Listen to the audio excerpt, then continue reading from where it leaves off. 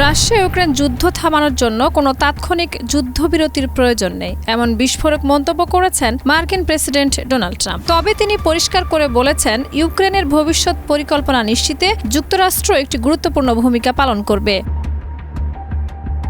18 August white হাউসে ইউক্রেনের president Volodymyr জেলেনস্কির সাথে বৈঠকের পর সাংবাদিকদের সামনে এসব কথা বলেন মার্কিন প্রেসিডেন্ট ডোনাল্ড ট্রাম্প। এই যুদ্ধ শুরু হওয়ার জন্য মার্কিন প্রেসিডেন্ট ডোনাল্ড ট্রাম্প সাবেক মার্কিন প্রেসিডেন্ট জো বাইডেনকে দায়ী করেছেন। তার ভাষায়, এই যুদ্ধ ইউক্রেনের জন্য সব রকমের দুর্ভোগ সৃষ্টি করেছে এবং এর পুরো দায় জো বাইডেনের। এটা আমার যুদ্ধ নয়, এটা বাইডেনের যুদ্ধ, তবে আমরা এটি শেষ করতে চাই।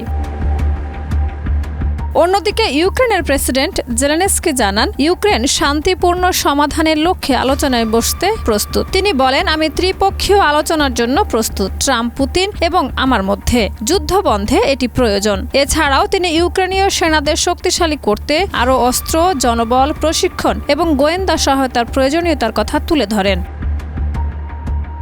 এদিকে ইউক্রেনের ন্যাটো বাহিনী মোতায়েনের বিষয়টি নিয়ে উদ্বেগ প্রকাশ করেছে রাশিয়া। দেশটির পররাষ্ট্র মন্ত্রণালয় জানিয়েছে, ন্যাটো সেনা মোতায়েনকে তারা সংঘাত সমাধানের উপায় হিসেবে দেখে না। যুক্তরাজ্যের সাম্প্রতিক মন্তব্যগুলোকে রাশিয়া উস্কানিমূলক হিসেবে